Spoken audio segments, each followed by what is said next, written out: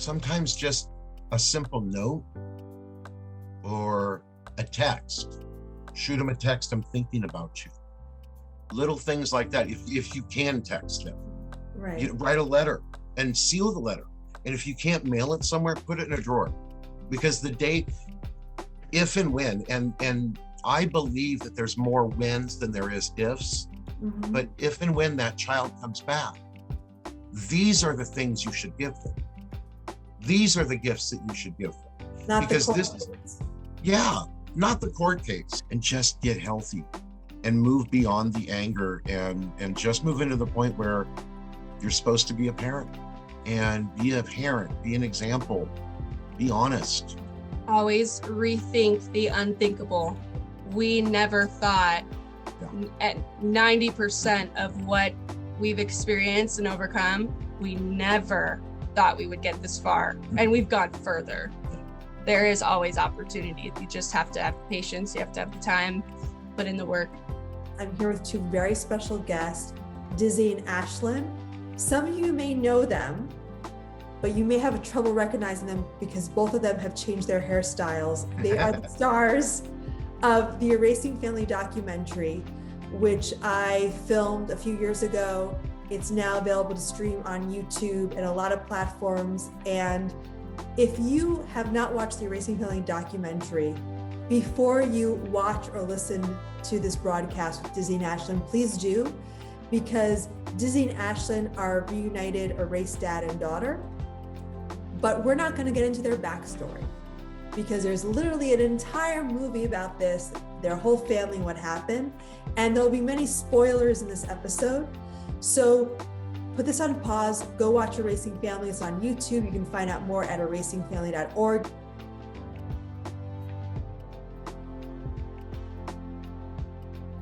You, Dizzy, and Ashlyn reunited after, if I remember correctly, about 12 years of alienation and not seeing each other. Is that correct?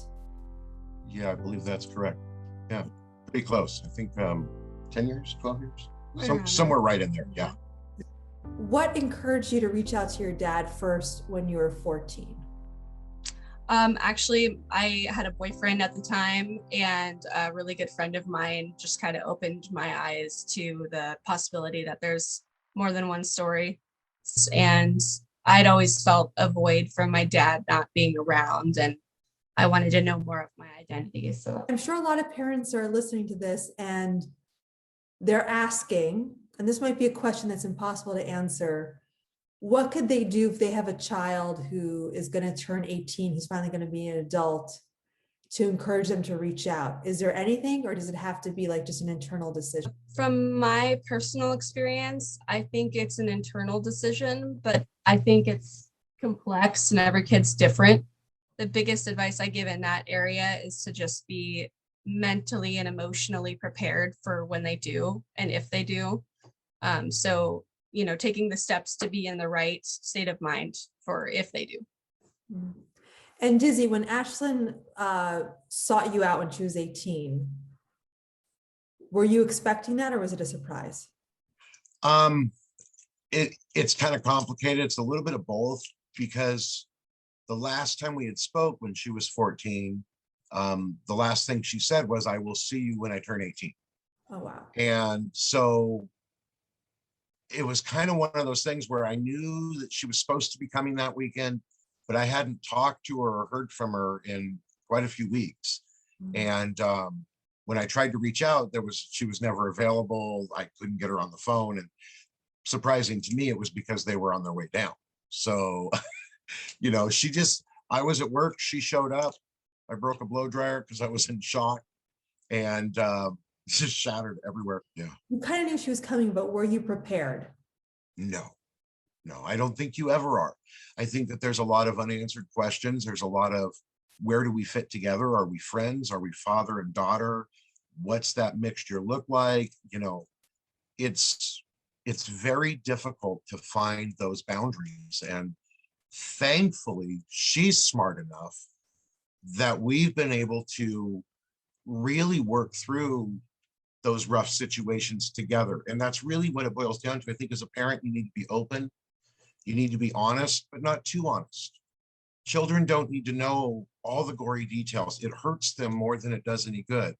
And never, ever give up hope, because the minute you give up hope, then you're truly surprised, and you can stumble quite easily. I mean, we had our stumbling moments. I mean, she's crossed my boundaries, I've crossed hers, but we found a way to Find balance in that. yeah, find balance and find out where are we friends and where are we parent and child. And really we're parent and child, but she's a good enough person when I look at her that I think if she wasn't my child, she would be a friend. She's a quality person. And I think that makes it easy to parent, because you can speak on the same level, if that makes any sense at all. It totally does. Is there a time that you want to share where maybe there was a mistake in the beginning, or something that maybe you said, Dizzy, that you thought you were being helpful, or maybe explaining something that Yeah, you know what, attention? I know the exact moment. Yeah. I gave her the divorce file. You gave her what did you give Ashlyn? I gave her the divorce file. You gave her the divorce file. Yeah. Did she ask for it? Yes. But I should have been a parent and said, no, you don't need to know everything in there. And I made mistakes in the beginning and talked negatively about Ashlyn's mother, and talking negatively about Ashlyn's mother is talking negatively about Ashlyn. Mm-hmm. And that's a huge boundary that I absolutely crossed horribly. And sometimes it wasn't me that instigated it, just we started a conversation and that's the way it went. But I should have been the parent to know this is inappropriate. And so I think that being honest is absolutely important, but you got to be accountable, and you can be too honest. You know, my mom once told me I didn't need to know her whole life because there's things kids don't need to know. And that's true. It's very true. There are things that they should experience on their own. And the breakup of my ex and her and I had nothing to do with the children. It was a problem between her and I. And we should have left the children out of it and figured out our horrible details and made it work. We should have. I wish we could have. I just didn't know. So this is a question for both of you. I'm going to assume that if a child leaves one parent and seeks out the other at 18, no parent-child relationship is perfect, but probably that child has seen stuff with the parent that they're living that they disagree with or don't like. So it could be very normal that the child says, I dislike my mom, or I had a problem, or I left because we fought. Was there anything like that, Ashlyn, that you remember of something you said that maybe you were complaining about your mom, your mother, and then like that kind of spiraled? Yes. So naturally, exactly what you explained, you statistically, I think in this situation a lot, when a child is alienated from one parent and then they get out, there are many times where, my dad and I would have a conversation about things and it would just ladder into another conversation that we should have been like, hey, let's place some boundaries. I don't need to know everything as the child. He doesn't need to know everything, because there's certain things you gotta let die, and there's certain things you gotta work through personally. So we definitely had a few of those moments. Yeah, quite a few. But sometimes you gotta mess it up to learn it the right way. Mhm. So yeah. In the film, you did look at the divorce file. Sometimes they only want to go to court. They know they're going to lose, but so their child in 10 years, 20 years time can read the file and see that they fought for them. Was it healing at all to see certain things in the file? I think it was actually, for me personally, it was really healing. However, my advice towards doing that would be to maybe not do it so soon, so sudden. Give your child time to process, maybe seek therapy, counseling, just give them time to really go through the motions and feel what they need to feel before they access that part. Having a welcoming family is very important. Yeah. Keeping the pictures on the wall, keeping hope. And let's get forward a little bit. So we filmed this movie together, Raising Family. How did both of you feel when you saw it? Amazed, emotional, empathetic to the stories that were so similar to mine. It actually, hearing the statistics about the direction that children of messy divorce, which way they tend to go, that changed my world. That shifted everything. Being educated on how child support works, how the state works, it was very educational, it was emotional, and it was empowering because we got to spread some awareness. And we went through a rough thing and we turned it into a helpful thing. So what was it like to see your story on the screen, Ashlyn?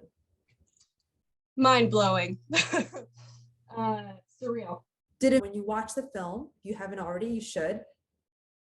Ashlyn has a sister, Chelsea, who's older. And I actually got to interview Chelsea and Ashlyn's mother in the film. And the film ends with Chelsea not wanting to speak with Dizzy, Ashlyn not wanting to speak with her mother, and also Chelsea and Ashlyn not speaking to each other. I think there was some minor communication with texting, but there was no relationship. So how did that make you feel to see her being interviewed in the film specifically? My sister, at first, I think I kind of internalized it and buried it. And then after watching it a few more times, it gave different perspective than what I expected. Was there anything that surprised you that she said? Everything that she said surprised me. Yeah. It actually felt like, she still had a little bit of hope about us having a relationship. And, even with my birth mom, her thing in there too, it was like, you could tell that I was valued and missed after some time had passed. And that was really eye-opening for me. Wow. Did you think that you weren't missed? I think after spending so long apart, you do start to kind of tell yourself stories. So yeah, I think for a long time I felt like I wasn't valued or missed. Yeah. Wow. And Dizzy, what was it like for you? Because I remember you told me you had very mixed emotions with the film when you saw it. I've only watched it the one time. Mm-hmm. I have not rewatched it. Living through what my side of it was, Mm-hmm. to seeing it on the screen was very validating. Not because I was watching my story on the screen. It was a lot of the other stories within the film that really got me. But to think that there came a point in my life where all of a sudden you had given us a platform to talk about what had happened with our family, yet to be heard. And I never felt like anybody ever heard me. And to see some of these people in the film that fought much harder than I did, to me was a little embarrassing to me, like I hadn't done enough. Oh, wow. So, for that, I'm still kind of, I'm working through those emotions, because it's something I should have done more. I could have done more. You can always do more. Even if more is buying a birthday present when they're not there and putting it in the closet till they show up, that's more.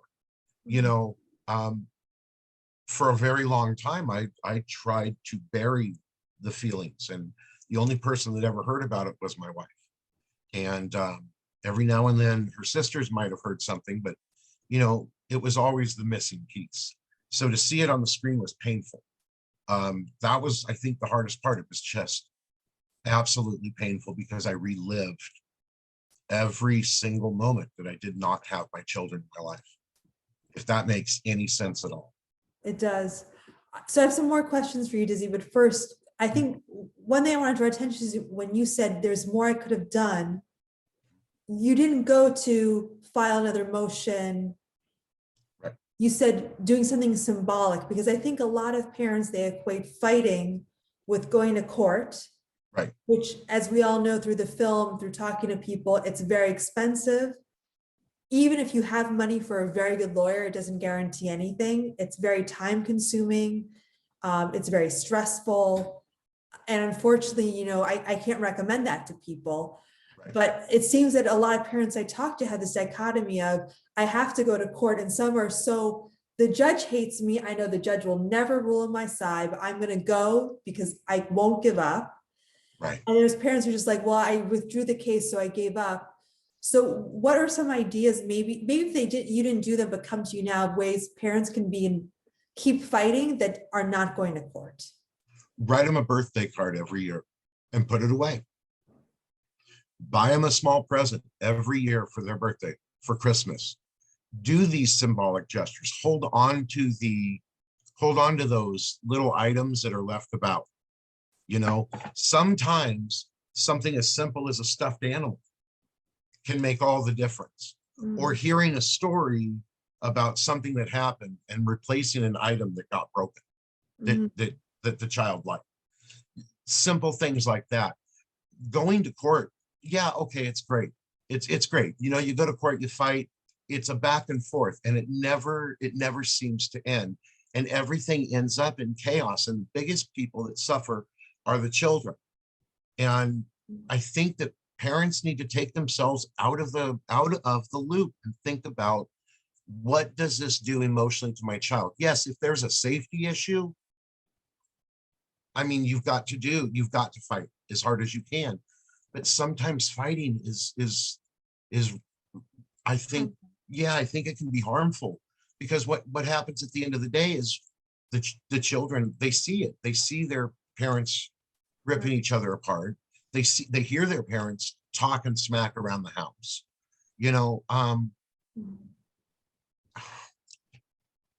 Sometimes just a simple note or a text.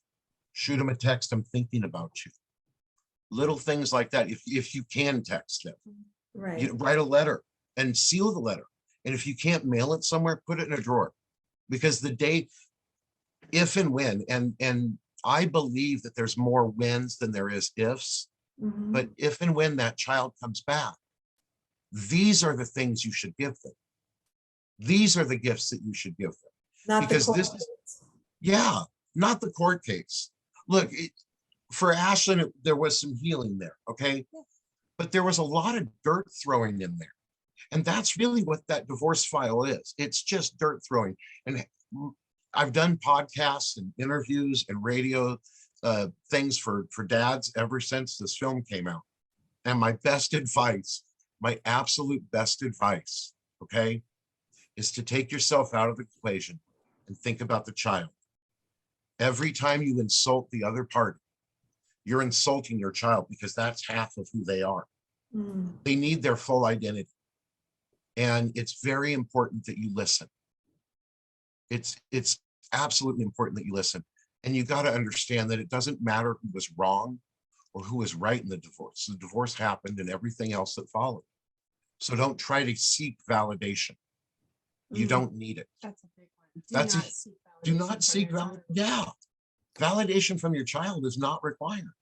Could you repeat that, Ashlyn? Rely on your child to respond to your divorce, to respond to what went on between you and your ex-spouse. Do not rely on your child for that validation.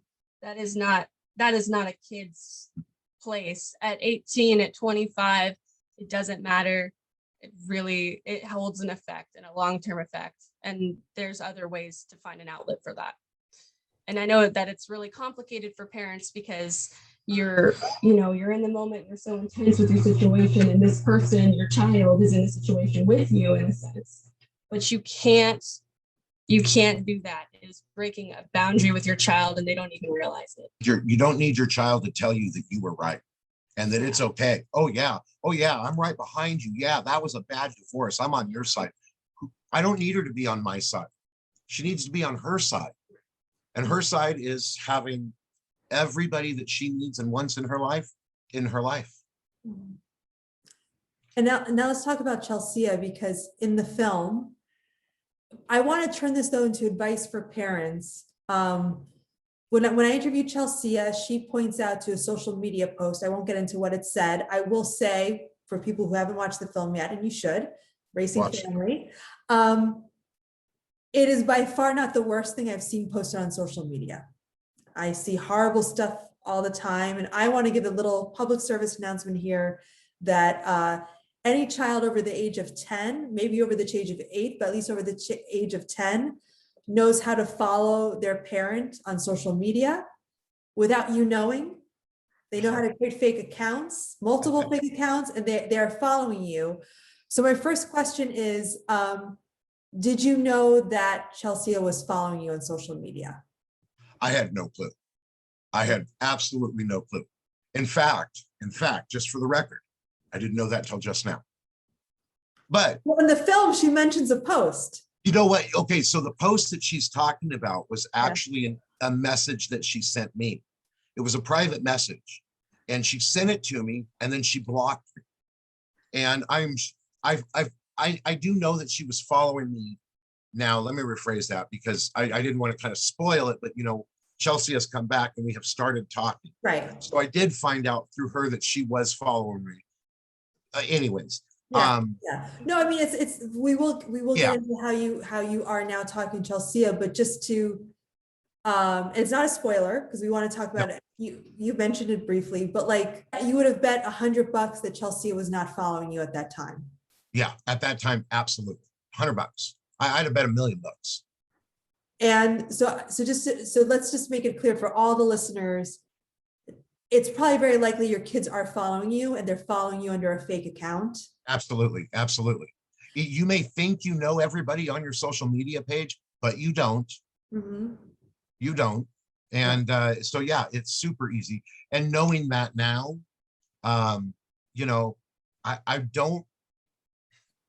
actually, well, I'll get to that. That's another story. To be clear, it wasn't what you posted. It wasn't an egregious post. It did mention her mother, and she clung to this. I feel like she, you know, possibly anything could have been used against you in a way.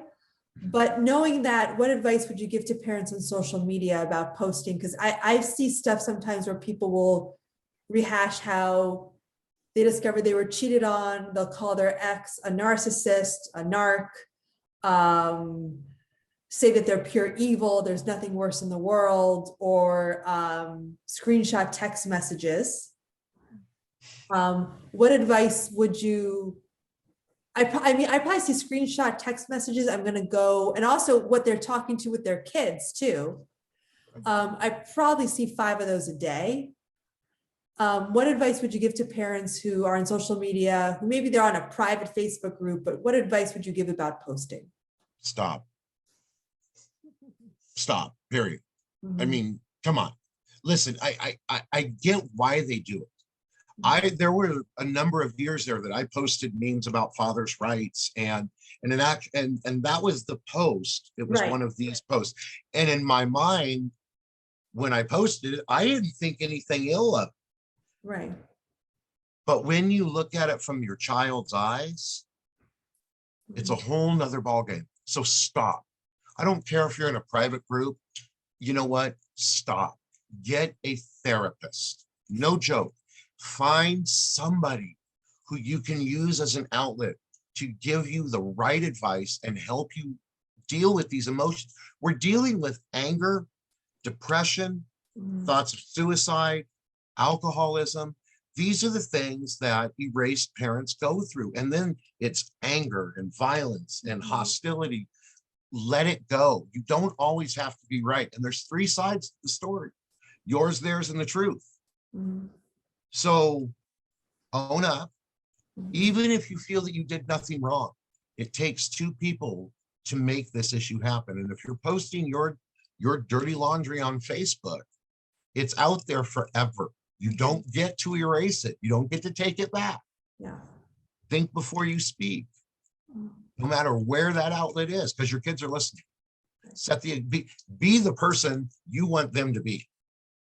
Set that example. So do you think parents could also use this to their advantage and post positive things or Yes. photos? Absolutely. Absolutely. You know what? That's actually, that segues right into Chelsea again. That Okay. was one of the things that brought her back. She actually told me that she has been following and watching the way I've been raising Carola and Whitney and raising Ashlyn in these later years.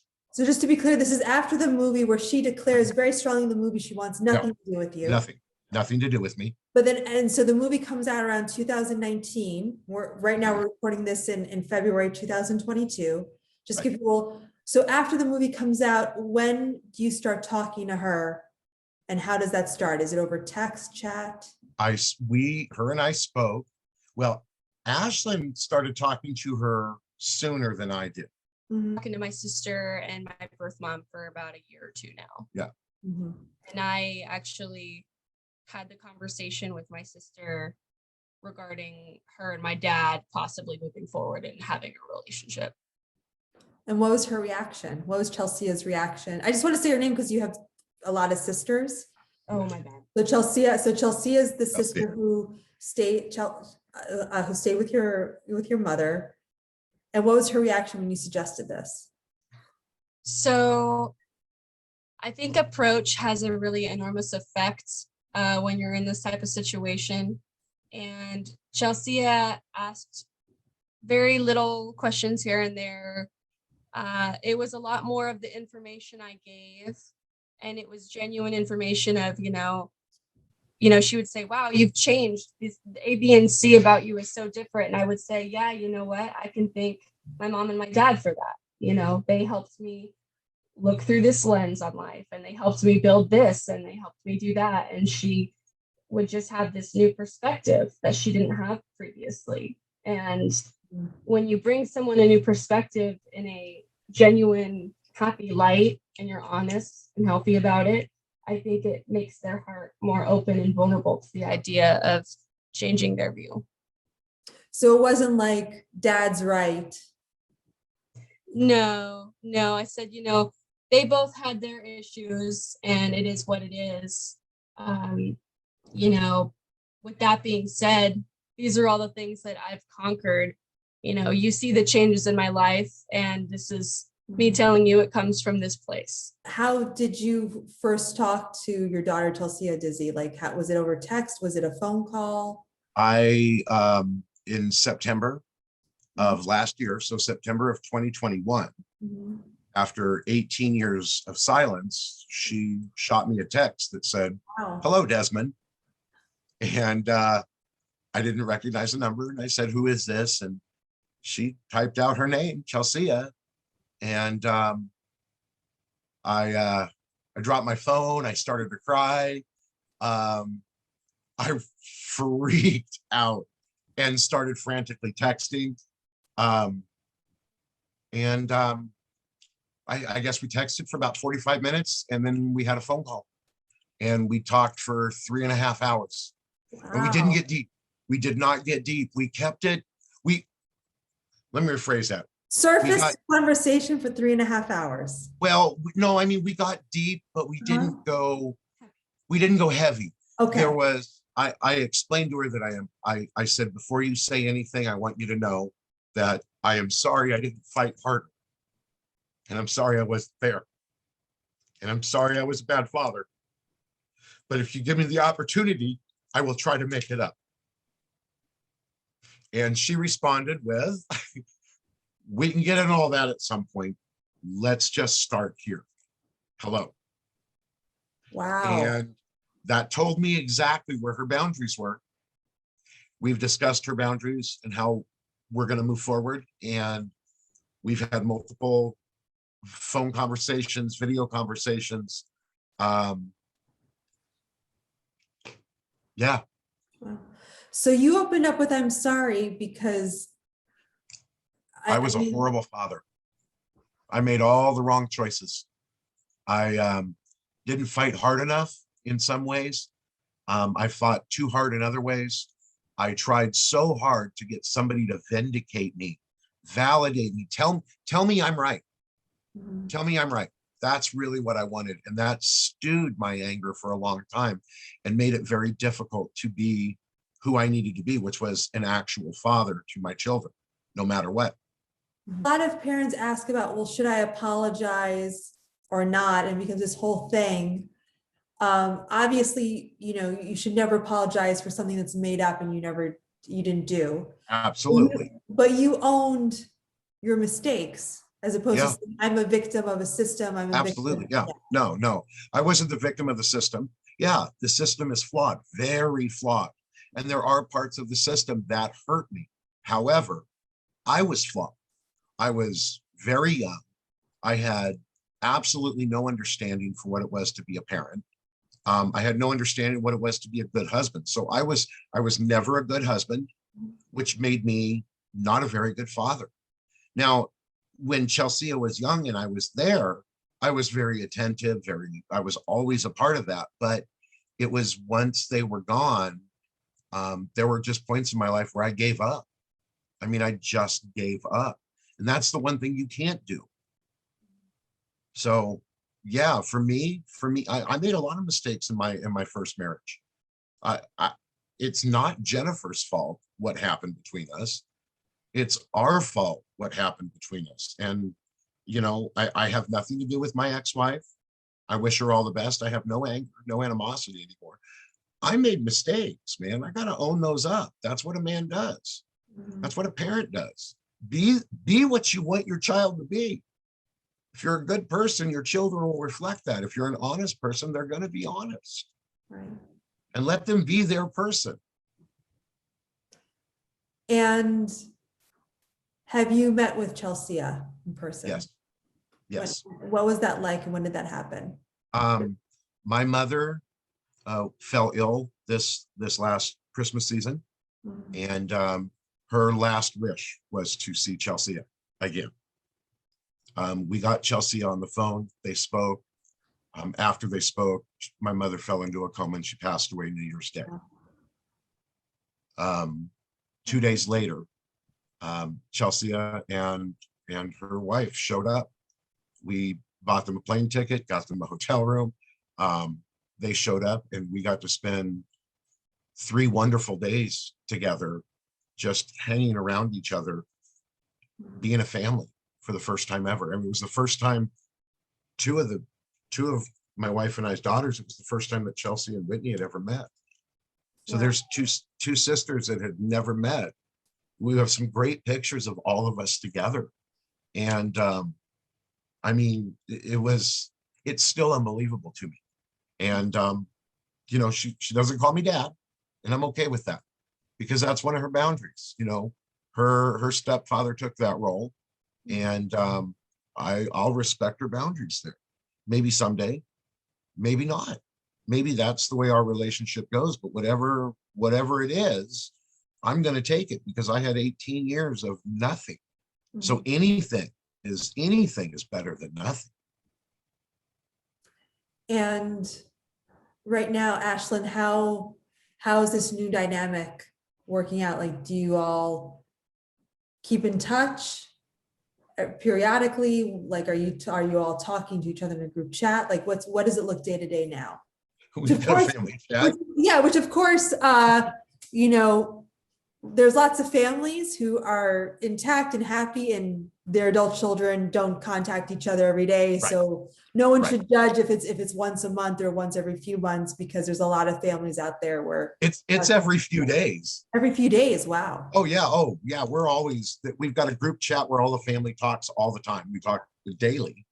And then, I talk to Chelsea a couple times a week. She texts me 3 or 4 times a week, and I'll text back, or I'll text her 3 or 4 times. And I just send her messages, just say, hope you're smiling, just thinking about you. So I don't cross that boundary, because I know she's not ready for I love you. Although I did say it before she flew out of town. Yeah. And she did say that she's always loved me. So we have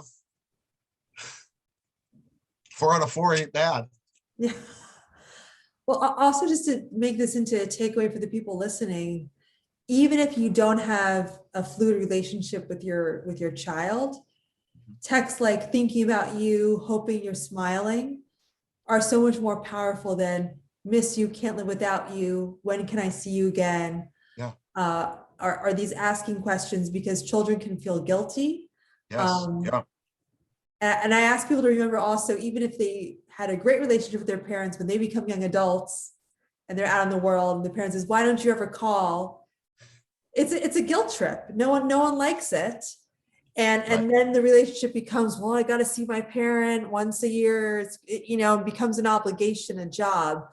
So those types of messages, like thinking of you, hope you're smiling, hope you're happy, proud of you, those are the way to go, and not, Yeah, absolutely. when can I see you? Why don't you call? I try once a month, if not twice a month, Mm, to send each individual daughter just an inspirational good morning message oh, or good afternoon message, mm, because it makes them a priority. They have to be a priority. That's been one of our growths, is finding, as much as you want your child to call you, hey, guess what? That phone works both ways.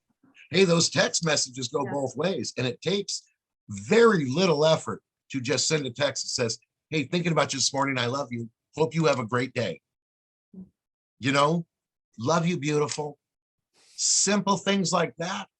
Man, you know what? I would say that my children and my wife are my closest friends. Wow. And this right here, like the way we're sitting, we'll sit like this on the couch when there's nobody else on the couch. Mm, We're close.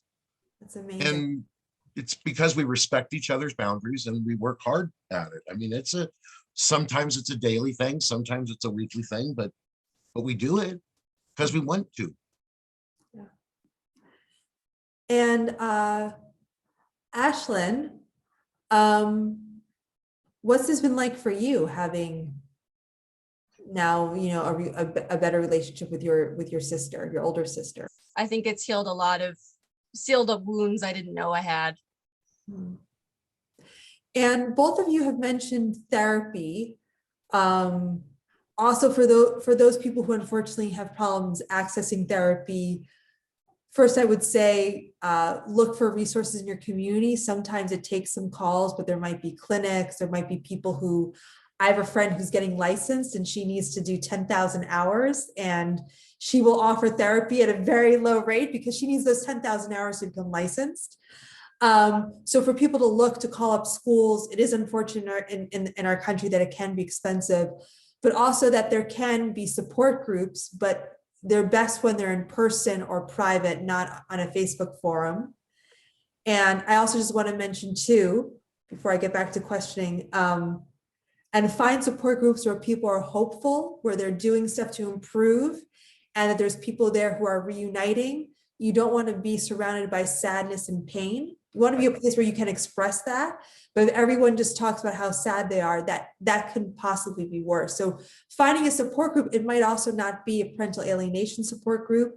If you can't find the one that gives you hope, sometimes you can find parallels with Al-Anon families who suffered from alcoholism and addiction and other problems that can also be a parallel. Just Absolutely. look at help. So both of you talk a lot about self-growth and process. Is it something that both of you wish you had started sooner? Yes. 100% yes. Mm-hmm. I did therapy off and on through all of the years. Yeah.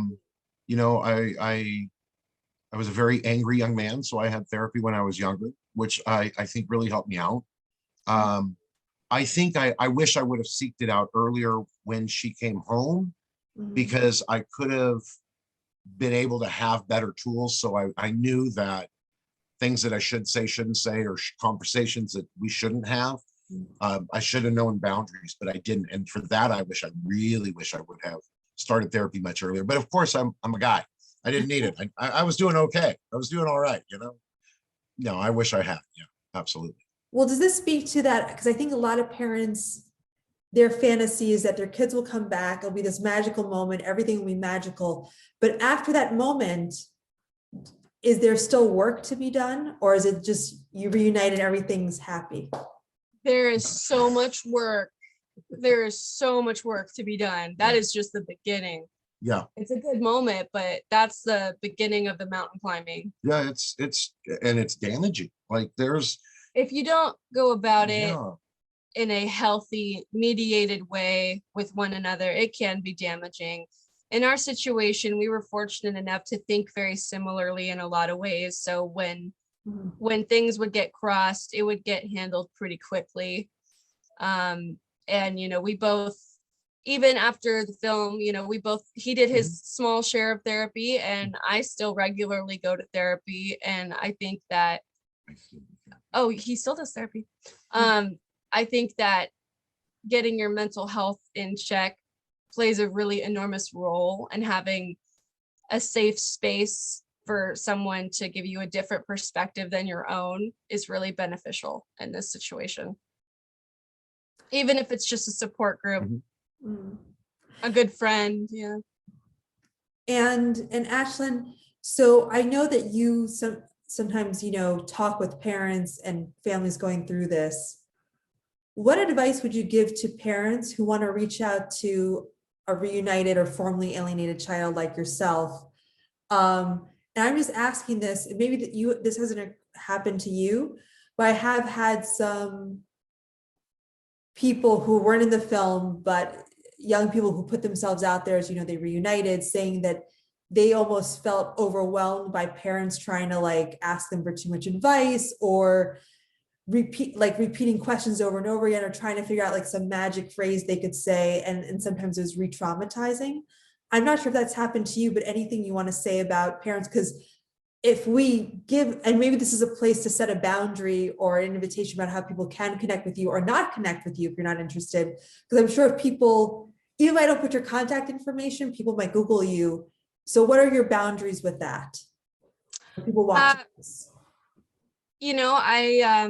I work a full-time job, and I have 2 pets, and I am still in the process of working through my mental health, but I am always open to helping somebody the best of my ability. It might not always be the capacity that somebody needs, but I'll always try. So if I have been shot with several messages from different fathers, and I do my absolute best. I do assert my boundaries where they are needed. I can't reach out to your child. Unfortunately, there is no magic phrase. There's nothing that I can say. I genuinely believe it's just all about timing, putting in the work, be emotionally intelligent, get your head right, and don't give up. But it doesn't make sense for anyone to call your kid because it's a stranger calling. Right. And what you can do is you can start conversations in your community. You can maybe get resources in your community that is open to everybody, so it's not targeted to your child. Get a screening of the film. You can screen the film. And I always tell people when they screen the film not to make it about them, but just a resource for the community. They can bring in speakers. It's a movie, they can have snacks. I also know a lot of parents are scared to watch the film because they're afraid it'll be, re-traumatizing. The film it's a tough film at times, but also it has a healing message and a happy ending. It's not It's important to feel what you need to feel in order to process it. And that's different for every single person, for sure. I do think this film healed a lot of cycles that I never thought were healable. So it's worth watching. Anything I didn't ask that either of you want to say before we end? Thank you. Oh, Don't give up hope. Don't give in. Don't let the anger overtake you. And remember, if your child's going to come back, you want to be healthy. So get right in the head, find somebody to talk to. There's always somebody that you can talk to. And I know that resources can be difficult, but there's support groups. There's doctors out there that will do phone therapy. There's so much that you can do, and just get healthy and move beyond the anger and just move into the point where you're supposed to be a parent, and be a parent, be an example, be honest. Always rethink the unthinkable. We never thought at 90% of what we've experienced and overcome, we never thought we would get this far, and we've gone further. There is always opportunity. You just have to have the patience. You have to have the time, put in the work. Yeah. Well, I have Love to say, your child. Yeah. I've met you guys, I think it was 2016, and I've seen so much growth from both of you. I mean, even little things like when I first saw both of you on a Zoom call, both of you were chain smoking. Sounds And now right. neither of you smoke cigarettes, and you both, have a different energy, a lot of happiness, a lot of joy, less anger. Yeah, Yeah. yeah. I feel much, the thing in the film that got me, Mm, there's a scene now in the trailer yeah, when you did it, there's a scene of Ashlyn putting on her makeup, yeah. and there's a quick shot of her crying, I think, and then there's a voiceover of her, and it says, I have never known a time in my life where one parent wasn't absent. Mhm, And what sticks out in my mind today is that she can honestly say we're all there. mhm. She's got a relationship on her boundaries where That's she awesome. wants it with her biological mom and with me, and now with her sister. And I think that for me, that's part of what heals me, is knowing that she's a little more complete. I can deal with the pain. I want my child to be okay. Right. And so, you know, knowing that she helps me grow. I'm a better person because of her. I Oh, really am. And your film did amazing things for us. It really was hard. And yeah. if you take me back to that time, I probably wouldn't do it again. Out of fear, if I had that opportunity to make that decision again, but I'm really glad that we did, because doing the film, I think, healed a lot of what I was feeling, because Mm, I saw the anger in some of that, and I didn't like what I saw, Ginger. mm. You really tapped into it. You showed me certain things that I had to work on. And then my daughter was able to say, hey, Dad, you also need to do X, Y, and Z. Can you do this for me? I'm doing this for you. I'm working on myself to be a better daughter, to understand our relationship. And you know what? That's what you do. And so I thank you from the bottom of my heart. I thank you. You strengthened our family with your film. Oh. So Well, I want to thank both of you for really being so honest and exposing a lot of pain and trauma, but also joy with the film. It was, I always tell people it took me, I want to say 2 years to find you, because I was looking for families who would be willing to, first of all, willing to share their stories. Second, had a story I could collaborate with evidence. I didn't want people making up stuff that I, couldn't tell. Um, and then we're able to, tell in a way that was that engages people on camera, because some people, they're very shut off. And it was very hard. And what I think the big takeaway from talking to you today, and also from doing the film with you, is that this is a journey, and then it's not about one moment of reuniting or one magical moment, but it's about constantly growing. And to reunite, you have to grow. yep. And I think parents can often feel like that's unfair, because it's like, oh, I have all this on me and the court, and now I have to do all this work. Why not the other person? But the other way to look at it is, it's something you can control. You can't control the other person. You can't control when your kids will come back necessarily. You can't control the court, but you can control how you react. Yes. Um, and building a life so when your kids come back, they see you happy, and they see a life that they want to, as you said so beautifully, that they want to mirror and imitate, Yeah. or be inspired by, and not see somebody who's been broken and sad, or has a really, messed up life. And that's so important. And I always feel that energetically, it always comes back. So even Yeah. if you have no contact with your kids at all, you can't locate them, they sense that energy. They do. They do. You know what? There are things about us that from the moment she came back when she was 18, that people were like, oh my God, you guys do this the same. You do this the same. And we went out to dinner with the whole family. I mean, the whole family went out to dinner. And here's, me and Chelsea doing the same thing. And now Oh, her and I have this joke about, the parts of me that she got genetically, which definitely has meat to it, because in that message she said, DNA doesn't mean anything. You're not my father. But Right. that's bad on growth. But here we are now laughing with each other about, oh, look at what's genetically, the way you fold your pizza, the way you sit at the table, little things. And,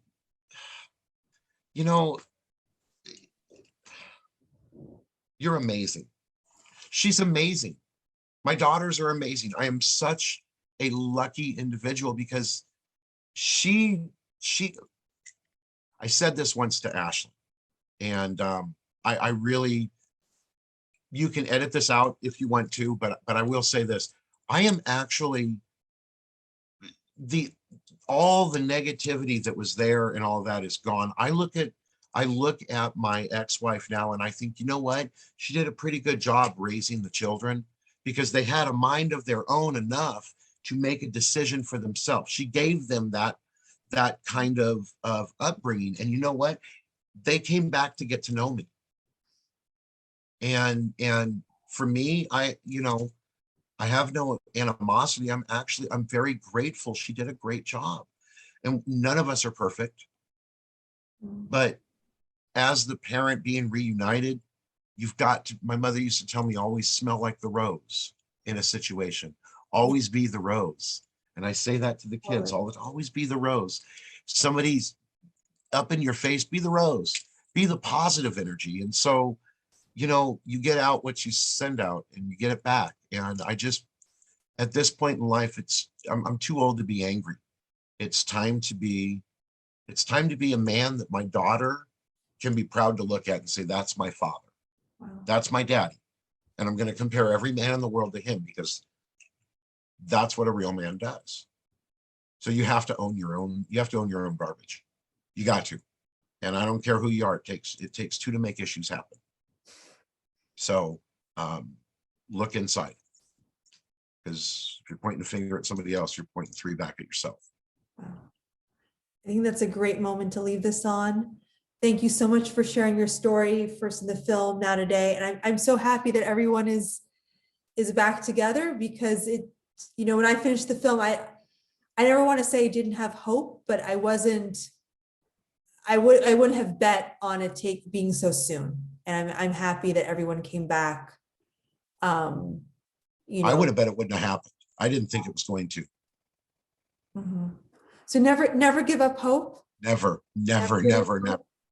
And I think also if there's one big takeaway, it's be prepared because you never know when. Oh, it could surprise you. And you don't want to be, rushing around and having a plan and doing therapy and thinking about this when it happens. Because your kids will need you. They've been through a lot. So it's important that you're strong and healthy so you can help them. It was such like a tug of war with whose side are you going to choose? I realized it was just tearing me apart. It was always, you're on my side or you're dead to me. The first time my dad saw me, I was in my grandma's arms in a courtroom. It really felt like she didn't want anything to do with me. It's hard when you have to stop and think that your child wants nothing to do with you because of what they've been taught. One parent gets to be a parent and the other gets to be, at best, a visitor, and at worst, completely erased. And a lot of it has to do with our judicial system. What I remember about being in court was having to lie to the judge. Sorry. It destroys lives, it bankrupts people every day, it tears children from their homes, and just so happens to be a $50 billion a year industry. If you don't pay your child support, you're gonna go to jail. Walter Scott decided to bolt from his car. Court documents show he owed more than $18,000 in child support payments. These fathers are not deadbeat, they're dead broke. Nothing I said mattered. None of the evidence I brought forward mattered. The judge wouldn't even look at it. He's nothing like I was told he was. If there's 22 million adults dealing with this, that's over 22 million children. And the mental health consequences are severe and long-lasting. It's heartbreaking to me to see how many of you are dealing with this. My dad was erased from my life. It's happening all over the world. This isn't a father's rights issue. It's not a mother's rights issue. It's a human right issue. My daughter here and I have been alienated from each other for the majority of her life. She called me and said, "Dad, it's time to move home," and she came home. If the court worked in a way where there was 50-50 custody, I'd be happier. I wouldn't feel a void because I've never known a life where one parent wasn't missing. A new bill would make default custody 50-50. How come we don't have shared parenting in the law? It's called special interests. We need more clarity in law to support what is best for children, shared parenting, and this helps move in that direction. I want to show people that it can have a happy ending. In about 10 minutes, we're going to leave for the courthouse so I can legally re-adopt my daughter.